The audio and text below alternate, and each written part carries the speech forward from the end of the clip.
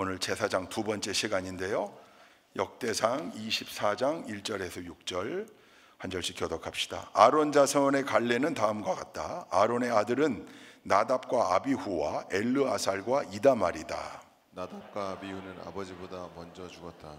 그들에게는 아들이 없었으므로 엘르아살과 이다말이 제사장이 되었다. 다윗은 엘르아살의 자손 사독과 이다말의 자손 아히멜렉과 함께 아론 자손의 갈래를 만들어서 그들이 할 일에 따라 직무를 맡겼다. 엘르아살 자손 가운데서 족장이 될 만한 사람이 이다말 자손에서보다 더 많았으므로 엘르아살 자손을 그 가문을 따라 16명의 족장으로, 그리고 이다말 자손은 그 가문을 따라 8명의 족장으로 나누었다. 성전에서 하나님의 일을 할 지도자들이 엘르아살 자손과 이다말 자손 가운데 모두 다 있으므로 이 두 가문을 제비 뽑아 공평하게 갈래를 나누었다. 레위 사람 느다넬의 아들 서기관 스마야가 왕과 지도자들과 제사장 사독과 아비아달의 아들 아히멜렉과 제사장과 레위 사람 가문의 지도자들이 지켜보는 앞에서 엘르아살과 이다말 가문 가운데서 한 집씩 제비를 뽑아 그들의 이름을 기록하였다. 아멘. 여러분, 제사장이 언제 생겨나죠? 제사장이 언제?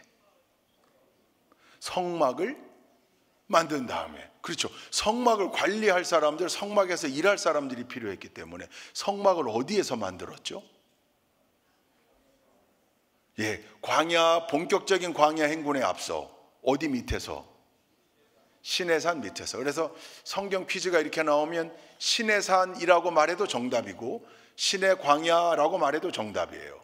그 시내산이 속해 있는 그 밑에서 하나님이 명령하셔서 성막을 만들고, 성막을 만든 이스라엘 백성들에게 하나님이 제사장을 세워주세요. 근데 어느 지파였어요? 레위 지파였습니다. 여러분, 지금 오늘 우리가 읽은 본문은 역대상이에요. 역대상이니까 지금 역사를 기록하고 있는 건데 어느 왕 때 얘기예요? 오늘 여기 본문에 나와요. 다윗 왕 때 얘기예요. 성막이 만들어지면서 제사장이 최초로 세워졌던 광야 시대, 출애굽한 지 1년이 채 안 된 그 시기의 시내 광야 상황과 지금 다윗이 레위 지파 가운데서 제사장의 조직을 다시금 점검하고 정비하고 체계를 만드는 이 상황에 공통점이 있어요. 시내 광야 밑에서는 뭐가 만들어졌어요? 성막이 만들어졌어요. 다윗은 지금 뭘 준비하고 있어요? 성전 건축을 준비하고 있어요.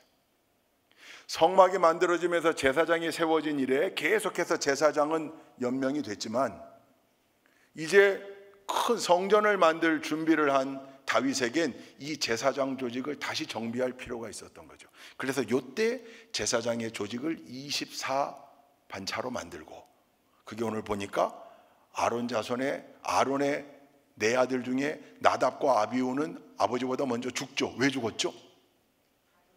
다른 불로 제사 지내다가 죽었어요. 비극적으로.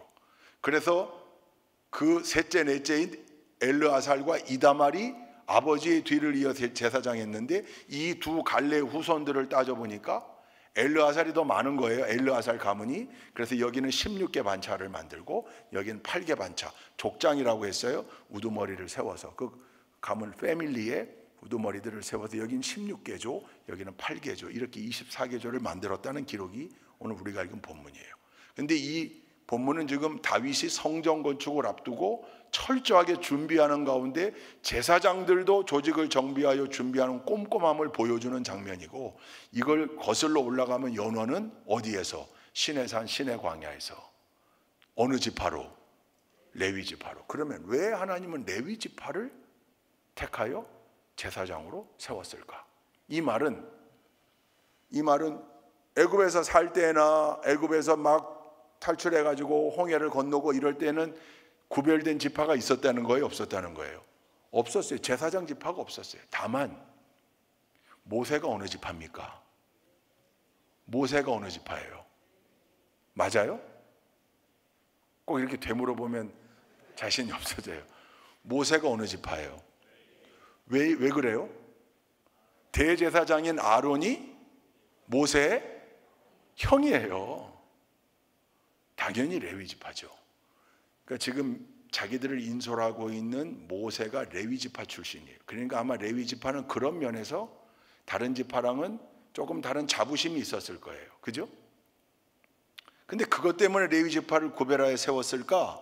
그것도 한 이유가 되겠지만 그거보다는 성경이 기록하고 있는 걸 찾아보면 첫 번째, 여러분 시내 광야에 머물면서 모세는 십계명 율법 받으러 올라가고 밑에 백성들이 기다리다가 비극적인 사건이 일어나요. 뭐가 일어나죠?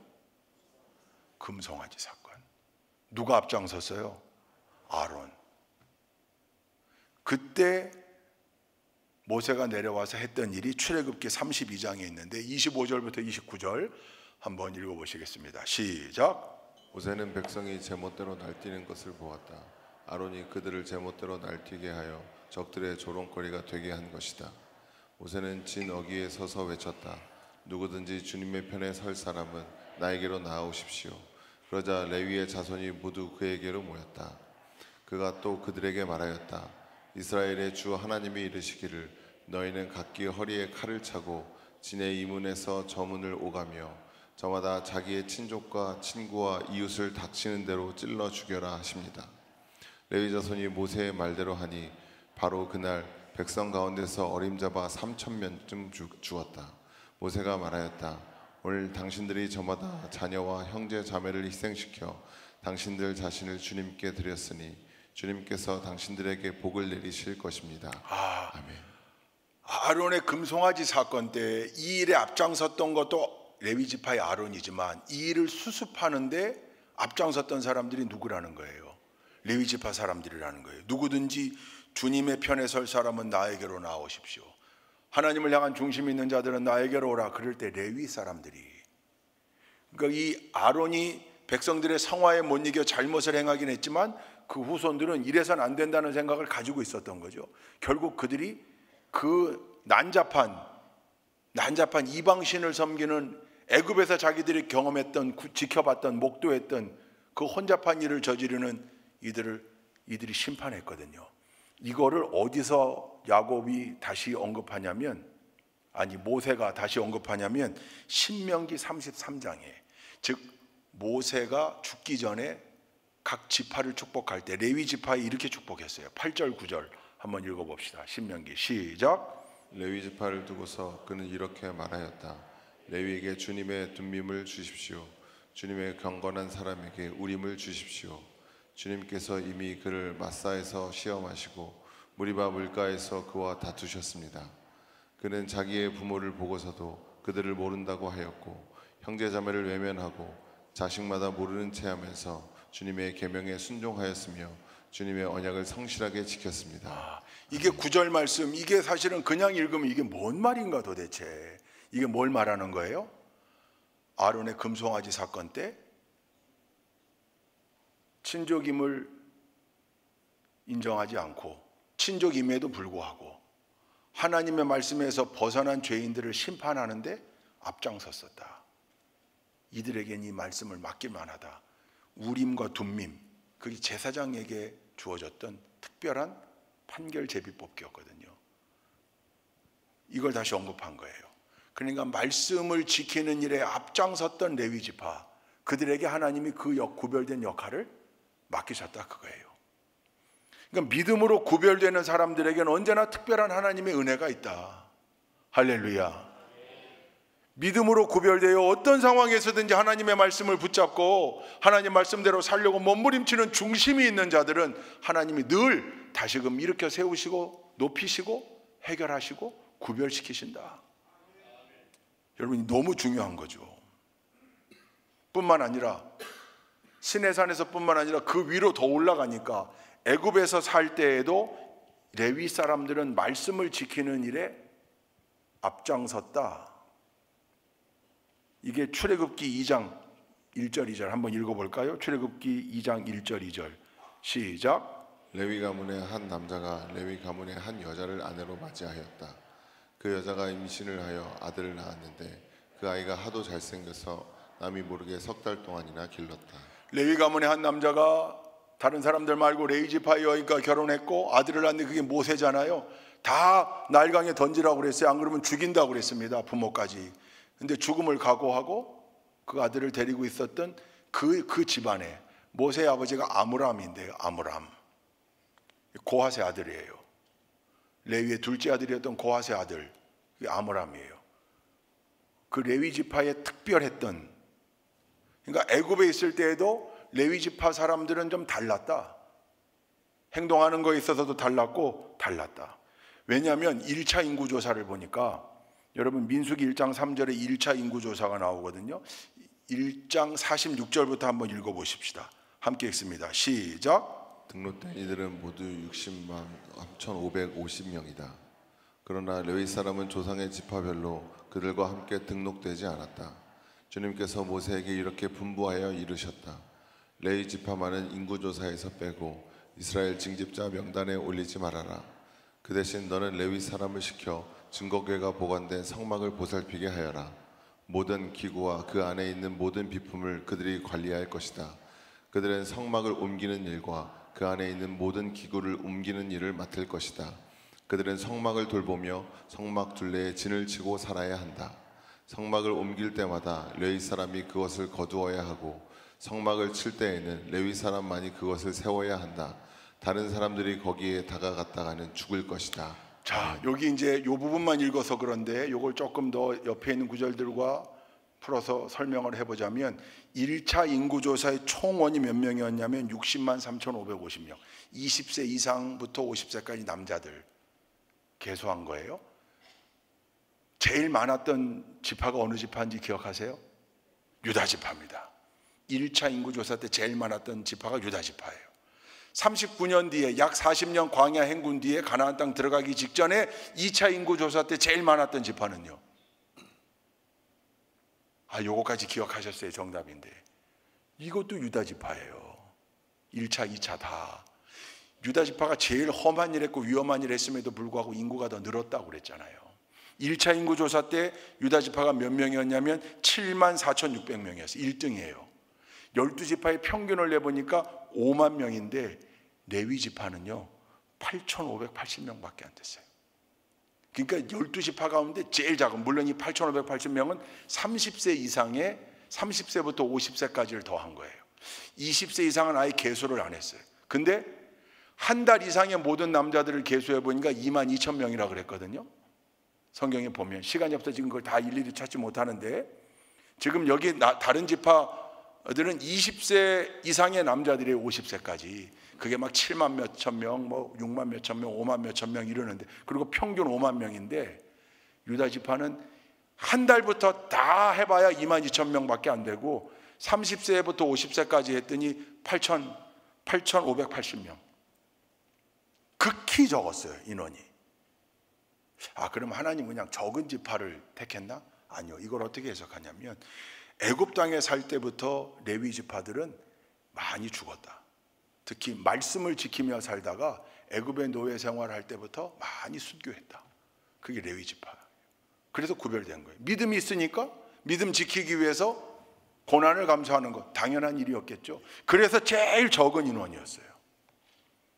그러니까 인원이 적어서 하나님이 세운 게 아니라 인원이 적었던 이유가 험한 일들 가운데 말씀을 지키고 순종하며 사느라고 수많은 사람들이 노예 생활 가운데 죽었던 지파가 유다 지파다. 레위 지파다. 이렇게 해석을 하는 거예요. 말씀을 지키는 일, 여러분 말씀을 지키는 일 만만치 않은 일인 거죠. 지금도 마찬가지잖아요. 말씀대로 살려고 세상에서 여러분 말씀대로만 살려고 노력할 때 부딪히는 일들이 얼마나 많고 마음의 갈등이 얼마나 많습니까? 어려운 일이에요. 그거 했던 사람들이에요. 그래서 미드라시에 뭐라고 나오냐면 이건 미드라시입니다. 유대인들은 할례를 받았어야 되잖아요. 할례 율법을 광야 생활하는 동안 다른 지파는 안 지켰다는 거예요. 못 지켰다는 거예요. 광야에서 할례를 자녀들에게 행하기가 쉽지 않았다. 근데 레위 지파만은 철저하게 준수했다. 이게 이제 다 통하는 이유인 겁니다. 하나님이 레위 지파를 제사장으로 세워주신 분명한 이유, 그들의 구별됨, 그들의 믿음, 그들의 순종, 말씀을 지키고자 하는 노력. 할렐루야. 우리도 마찬가지죠. 이런 구별됨이 우리에게 있어야 되는 거죠. 자, 시내산에서 이렇게 하나님이 레위인을 구별된 지파로 선택하여 징집 인원을 아예 조사도 하지 말라고 그랬고 구별되게 세웠습니다. 성막에서 일할 제사장들이 필요했거든요. 지난주에도 이걸 읽었던 것 같은데 장자들이 해왔던 구별된 일들을 이제 레위 지파에게 맡기기 시작했다. 다시 한번 읽어보죠. 민수기 3장 41절. 나는 여호와라. 이스라엘 자손 중 모든 처음 태어난 자 대신에 레위인을 내게 돌리고 또 이스라엘 자손의 가축 중 모든 처음 태어난 것 대신에 레위인의 가축을 내게 돌리라. 이렇게 돼 있어요. 맏아들, 맏배가 해왔던 구별된 자의 역할을 레위인들에게 맡겼다는 거죠. 그런데 그 레위인들이 감당해야 되는, 감수해야 되는 숙명이 있었습니다. 신명기 10장으로 넘어가 보시죠. 신명기 10장 9절만 함께 읽읍시다. 9절, 시간 없으니까 9절만 함께 시작. 그러므로 레위 사람에게는 그들의 동기들처럼 차지할 몫이나 유산이 없다. 그러나 주 하나님이 말씀하신 대로 주님께서 친히 그들의 유산이 되셨다. 아멘. 차지할 몫이 있다 없다? 없다. 분깃이 없고 기업이 없다. 유산이 없다.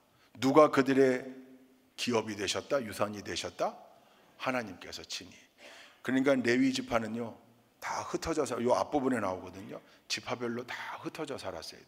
레위 지파가 다른 지파들처럼 한 곳에 탁 얼마나 끈끈하겠어요, 그 친족 사회가. 근데 아니요, 다 흩어져 살았어야 했어요. 불편했죠. 뿐만입니까? 땅을 주지 않았어요. 기업을 주지 않았어요. 그 백성들, 각 지파의 백성들이 레위 지파를 먹여 살려야 했다. 특별히 분기 가운데 뭐가 그들에게 돌아갔다? 11조가 그들에게 돌아갔다. 11조로 그들을 먹여 살렸다. 그 성경에 나와요. 책임지는 거죠. 책임지는 거예요. 그러니까 레위인들은 하나님 앞에 완전히 구별된 자들로서 오직 하나님께서 맡겨주신 그 사명, 성막에서의 일들. 근데 8,500 몇 명, 다윗 시대를 기준으로 놓고 볼 때에도 8,500여 명이 성전에, 또 광야 시대를 볼 때에도 그때의 그 인원들, 레위인들이 전부 성막에, 성막 규모가 그렇게 안 돼요. 그러니까 그때는 이 사실 어떻게 돌아가는지가 성경에 기록되어 있지 않지만 다윗 시대 때는 그걸 명확하게 24개 조로 나눠서 일하게 했잖아요. 일정 기간 일하게 했습니다. 그 지난주에 했던 2주, 그 다음에 4번, 그래서 1년에 6주. 왜냐하면 4번을 3대 절기와 대속제일까지 올라가서 일하게 했다.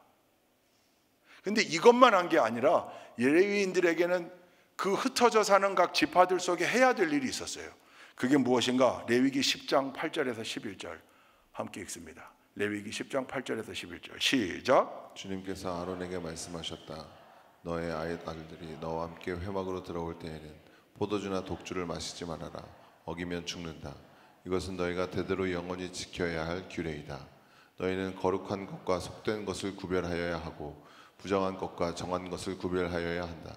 또 너희는 나 주가 모세를 시켜 말한 모든 규례를 이스라엘 자손에게 가르쳐야 할 사람들이다. 11절. 그러니까 제사장 앞부분에 나온 건 제사장들의 구별됨, 금해야 할 것, 절제, 이게 필요했다는 거고, 11절은 모든 규례, 모세를 통해 하나님께서 주신 모든 율법을 이스라엘 자손들 각 지파들에게 뭐 해야 될 사명? 가르쳐야 할 사명. 여러분, 레위인들이 성막에는, 성전에는 1년에 6주 왔다 할지라도 그냥 6주 일하고 그러면 46주는 그냥 알아서 먹여 살려주는데 알아서 쉬는 건가? 아니요. 뭐가 있다고요? 늘 말씀을 가르쳐야 되는 사명이 있다고요. 하나님의 말씀을 가르치고 정한 것과 부정한 것을 가르치고 속된 것과 거룩한 것을 구별할 줄 알게 해야 하고, 하나님의 율법을 늘 백성들, 자기가 속해 있는, 살고 있는 지파의 사람들에게 하나님의 말씀을 늘 가르쳐야 되는 사명. 성전에 올라와서 일하는 건 6주, 가르치는 건 46주. 가르친다는 게 뭐예요? 하나님의 말씀을 알게 하는 거죠. 선포하기도 하고 가르치기도 하고. 그래서 그 말씀에서 벗어나지 않게끔. 지난주 첫 시간에 했던 제사장과 선지자, 제사장과 예언자가 있다고 그랬어요. 그럼 레위인들은 오로지 제사장 역할만 했던 건가? 아니라는 거죠. 예언자들로 구별된 사람들이 있지만 이 레위인들에게도 예언자적 기능이 있었던 거예요. 뭐가? 하나님 말씀을 가르치는 거죠. 당신 이렇게 하면 안 됩니다. 여러분 이렇게 하시면 안 됩니다. 이건 하나님이 노하실 일입니다. 하나님이 기뻐하시지 않는 일입니다. 믿음의 반석에서 내려오면 안 됩니다. 가르쳐야 되는 거죠. 교회 창립 40주년 기념음악회 이런 행사 와야 되는 겁니다. 우리 식구라면 당연히 그냥 안 와도 흥, 와도 흥, 이래도 좋고 저래도 좋고, 이런 데로 어떠하리 저런 데로 어떠하리, 만수산 드렁치기 얽혀진 데로 어떠하리, 그 스포일 시키는 거죠. 여러분 하나님의 말씀을 가르치는 레위인들에게 아마 혹시 이렇게 질문했다면, 6주 성전에 올라가서 일하는 게 편합니까? 각 지파의 백성들에게 말씀을 가르치는 일이 편합니까? 어떤 게 더 쉽습니까? 라고 여러분 물어봤다면 뭐라고 대답했을까요? 설문조사 했더라면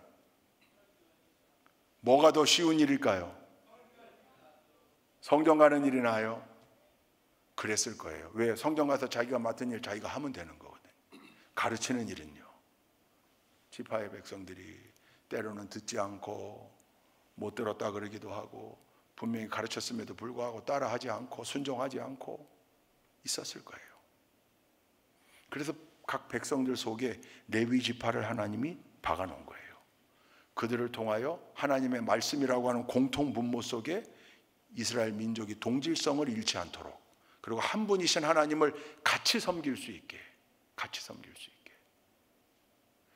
여러분 그래서 늘 말씀을 귀에 들려주는 일은 너무 중요합니다.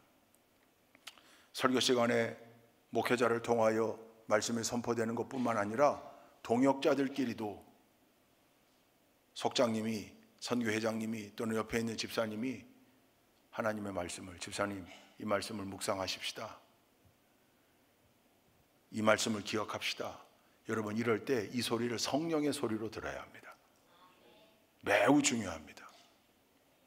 그래서 여러분 로마의 타이투스 장군이 이스라엘을 삼켰잖아요. 예루살렘을 함락시키고 AD 70년에 성전 무너뜨리고, 그리고 그 지역을 통치할 때 유명한 라바이 아키바가 있었습니다. 그때 로마의 총독들이 뭘 지시했냐면 말씀을 이 랍비들에게 가르치지 못하게 했습니다. 그때 했던 유명한 말이 있습니다. 우리는 말씀 밖을 나가면 죽는다. 잡혀 죽더라도 말씀 공부를 포기할 수 없다. 율법을 향하여 가다가 죽을 수는 있어도 율법을 피하다가는 죽을 수 없다. 율법을 피하다가 죽을 수는 없다. 그러니까 늘 말씀 붙잡고 살아야 된다. 그게 우리의 본질이다. 그거죠. 이게 구약신앙의 핵심입니다. 그걸 레위인들이 만들어내야 되는 거죠. 담보해야 돼. 그 역할을 레위인들이. 그래 얼마나 힘들었을까요? 지금도 마찬가지입니다. 30년째 말씀을 듣고 있어도 신앙생활에 말씀이 전혀 규준이 되질 않아요. 30년째 40년째 말씀을 듣고 있어도 무언가를 판단할 때는 늘 자기 생각대로, 자기 주관대로, 자기 고집대로, 자기 쪼대로 그렇게 결정해요. 기준이 없어요. 말씀이 기준이 되질 않아요. 구약과 신약의 하나님의 말씀이 신앙과 실행의 충분한 표준이 됨을 믿으며, 이게 감리교 신앙 교리적 선언 가운데 하나예요. 이 성경 말씀이 우리 삶의 스탠다드, 기준이 돼야 되는데 아니요. 그저 말씀은 성전에서 울려 퍼지는 것, 내 삶의 기준은 다른 곳. 이렇게 되면 거긴 역사가 없는 거죠. 거긴 미래가 없는 거예요. 제사장 직분을 통하여 우리에게 보여주는 것. 여러분 우리가 다 제사장이라니까요. 신약 예수님 시대를 거쳐 베드로가 담대하게 선포했잖아요. 우리는 다 거룩한 백성이여 왕 같은 제사장이라. 제사장도 그냥 제사장이 아니에요. 그러니까 이 지금 구약에 나와 있는 이 말씀은 우리 모두에게 엄청난 자극이 되는 말씀이에요. 우리는 그런 삶을 살고 있는가? 그런 삶을. 여러분 우리 한 사람 한 사람이 다 레위 지파가 되어 구별된 삶을 살아가는, 자녀들에게 말씀을 가르치는 삶, 동역자에게 때때로 말씀으로 함께 권면하는 삶, 특히 여기 계시는 리더들, 속장님들, 선교회장님들 막중한 책임이 있습니다. 집사님, 권사님, 장로님 말할 것도 없고요. 그 역할을 넉넉히 감당해내는 우리 모두가 되기를 주님의 이름으로 축원드립니다. 민수기 18장 21절 아까 못 읽었는데 한번 읽어볼까요? 이 레위인들을, 기업이 없는 레위인들을 백성들이 이렇게 살렸다. 민수기 18장 21절. 이것도 제가 못 드렸는가 보군요. 나는 레위 자손에게는 이스라엘 안에서 바치는 열의 하나를 모두 그들이 받을 유산으로 준다. 이것은 그들이 회막일을 거두는 것에 대한 보수이다. 모든 이들의 11조로 레위 지파를 지켜냈다, 그 말입니다. 근데 이렇게 11조로 구별되게 했던 일이 미드라시에 보니까 이런 기록이 있어요. 야곱이 야복강가에서 천사와 씨름하잖아요. 그러면서 그 천사와 씨름한 이후에 11조 예물을 드려요. 그때 야곱이 자기가 소유했던 가축이 무려 5,500마리였대요. 외삼촌 라반의 집에서 엄청난 부자가 되어 돌아오잖아요. 그래서 550마리를 하나님께 드렸더니 하나님이 음성을 들려줬대요. 왜 가축만 11조를 드리느냐, 재산의 11조만 하느냐, 너희 자녀들 가운데는. 그래서 이때 야곱이 이미 레위라는 아들을 하나님께 구별하여 드립니다 했다는 거예요. 이건 이제 미드라시예요. 성경은 아니에요. 근데 이 일들이 훗날 애굽 노예 생활을 거치고 모세의 지도자 아래에서 하나님이 모세에게 다시금 확인해 준, 그때 야곱이 12아들들 중에 레위를 바칩니다 했던 걸 기억하시고 레위를 구별하여 세우셨구나, 이렇게들도 생각을 합니다. 어찌됐건 구별된 사람들, 그리고 귀한 일, 말씀을 가르치고 선포하는 일, 성전에서의 모든 일을 감당했던 이 지파, 이 레위인들로 인하여 이스라엘 민족이 서로 떨어져 살면서도 언제나 말씀 가운데 연합할 수 있었고 공통 분모를 가질 수 있었다. 그러니까 레위 사람들은 브릿지 역할도 했던 거죠. 1년에 3차례 절기 지키러 올라올 때마다 르우벤 지파에 살던 레위인도 올라오고 베냐민 지파에 살던 레위인도 올라오고, 다 올라왔을 때 지파의 상황을 종합하고, 그리고 다시 흩어질 때에는 거기 통일된 규범으로 다시금 가서 이 사명을 감당하자, 그리고 가고. 이 귀한 역할, 누군가를 연합시키는 역할, 누군가를 연결하는 역할, 이거 해야죠. 누군가를 이간질시키는 역할, 이런 일에 쓰임받아서 되겠습니까? 이건 사탄의 도구가 되는 거고, 자꾸 누군가를 화해시키고 누군가를 연결시키고 누군가를 연합하게 하는 역할, 여러분 그 역할들을 넉넉히 감당하는 모두가 되기를 주님의 이름으로 축원드립니다. 마지막으로 제사장을 공부할 때가 되면 이제 나실인 제사장이 뒤에 나와요. 우리 잘 알고 있는 대로 독주를 금하고 머리에 삭도를 대지 말고 죽은 시체 같은 부정한 것에 가까이 가지 말고 시간을 정해놓고 일정 기간 동안 구별된 레위 지파는 아니라 할지라도 구별되게 하나님의 일을 했던 사람들이 나실인이라고 불렀어요. 그러니까 일반 제사장에다 나실인 제사장까지 해야 사실은 제사장 공부가 끝나는 거예요. 근데 성경을 읽다 보면 이제 헷갈리는 장면이 하나 나와요. 잠깐만, 제사장은 30세부터 임무를 수행하는 겁니까? 25살부터 하는 겁니까? 아니면 20살부터 하는 겁니까? 성경 읽다 보면 세 가지가 다 나오거든요. 먼저 30세, 민수기 4장 3절 한번 읽어보십시다. 함께 읽습니다. 시작. 30살에서 50살까지 군대에 입대할 수 있는 이들로서 회막 일을 맡을 수 있는 사람의 수를 조사하여라. 이때 이 조사한 이유가 뭐냐면 30살부터 50살까지가 제사장으로 성막에서 일할 수 있다, 이거예요. 근데 민수기 8장으로 가면 24절만 읽읍시다. 8장 24절만 시작. 레위 사람에게는 다음과 같은 법이 적용된다. 25살이 되는 남자는 회막에 들어와서 맡은 일을 하기 시작한다. 25절도 읽읍시다. 25절. 그 뒤에 없나요? 25절은 이렇게 나와요. 50살부터는 회막 일을 하지 않는다. 똑같아요. 50살은 은퇴예요. 근데 30살부터 50살까지 일하라고 그래놓고 뒤에 가니까 25살이 되는 사람을 올라와서 일을 하라고 돼 있어요. 그 뒤에 보면 이제 뭐라고 돼 있냐면, 다만 그들은 동료들이 회막에서 맡은 직무를 수행할 때 그들을 도울 수는 있어도 그들이 직접 그 일을 맡아서 하지는 못한다. 25살이 올라는 왔지만 직접 자기들이 책임을 지고 일하지는 않는데요. 그러니까 이걸 어떻게 해석해야 되냐면 5년 동안은 수습, 인턴, 5년 동안은 와서 돕는 것. 그러다가 30살이 되면 이제 그에게 책임을 준다. 이게 그런 의미예요. 요랬던 제사장이 우리가 읽은 역대상에 보면 뭐라고 나오냐면 23장에 24절 27절 두 절만 읽읍시다. 24절 시작. 이들은 각자의 가문별로 인구를 조사하여 이름이 기록된 레위의 자손으로서 주님의 성전에서 섬기는 일을 하는 20살이 각 가문의 족장들이다. 20살이 넘은 가문의 족장들을 다윗은 세웠어요. 27절 시작. 다윗의 유언에 따라 20살이 넘는 레위 자손을 조사하였다. 자, 이래서 이제 구약 성경에 30살, 25살, 20살 세 개가 나와요. 근데 아까 해결했지만 30살부터 50살까지가 원칙이에요. 여러분, 엘리 제사장은 몇 살에 은퇴했어요? 엘리. 여러분 한번 찾아볼까요? 엘리 제사장. 사무엘상 4장 15절인데 제가 본문 드렸나요? 4장 15절. 그 무렵 엘리는 98살 된 노인으로서 눈이 어두워져서 앞을 거의 볼 수 없었다. 이렇게. 엘리가 제사장인데 몇 살이라고요? 98살. 원래 50세 은퇴해야 돼요. 근데 엘리 시대 때에는 은퇴할 수가 없었어요. 엘리가 있었어야 됐거든요. 98살까지. 그래서 하나님께서 최초로 주셨던 원칙 30살에서 50살 그 일이 원칙인데 25살부터는 인턴으로 일하게 하는 게 좋겠다 수습으로 그렇게 수정됐다가 다윗 때는 왜 그럼 이걸 20살로 낮췄을까? 제사장들이 사울 왕 때 많이 죽었거든요. 높 땅의 제사장들도 죽고 다 죽었거든요. 일할 사람들이. 그래서 20살로 내렸어요. 원래 유대인들의 법으로는 몇 살이 되어야 자기가 책임지고 일할 수 있다? 30살. 누굴 보면 알 수 있어요?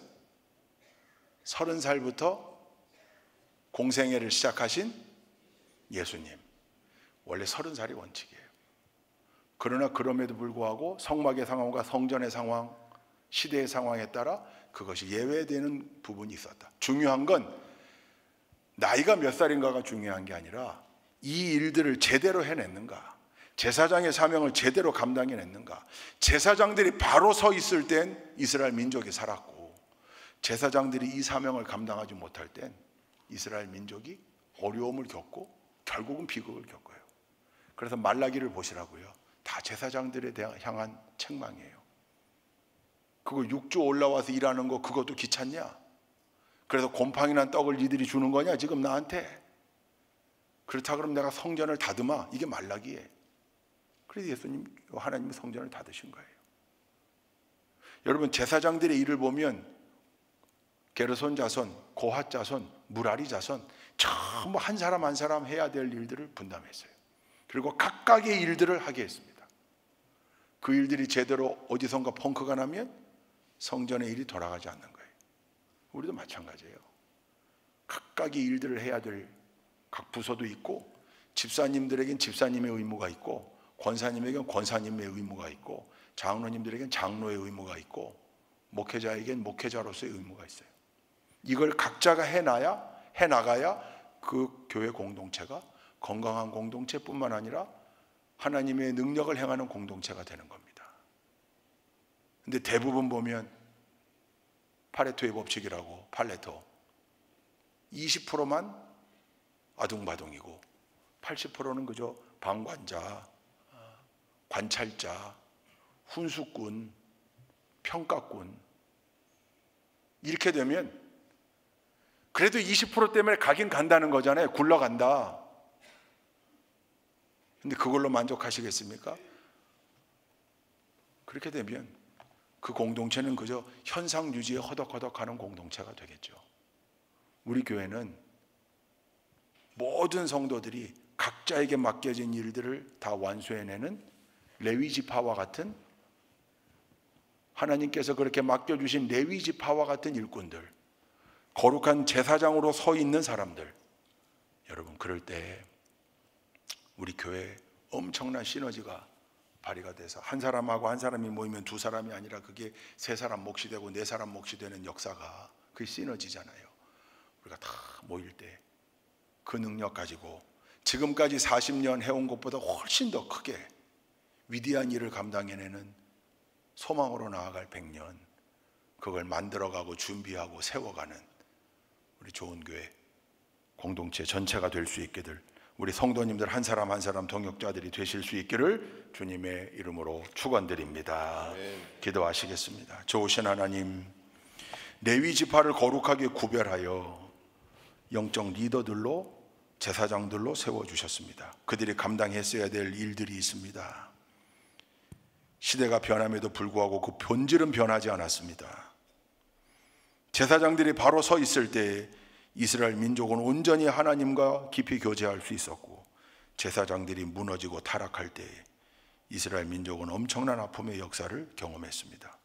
말씀을 향한 중심에 있어서 우리 모두가 레위 지파가 되게 하시고 온전한 제사장들이 되게 하시며, 각각에게 맡겨진 귀한 직분들, 그저 거저 얻은 직분, 명예로 얻은 직분, 감투로 쓴 직분 말고 우리 모두가 감당해야 될 무거운 십자가들 넉넉히 감당해내는 우리 좋은 교회 동역자들 다 되게 하셔서 우리 교회가 정말 이 청주와 충북을 넘어, 또한 대한민국을 넘어 세계 열방을 향한 위대한 사명을 감당해내는 교회가 될 수 있도록 하나님 인도하여 주옵소서.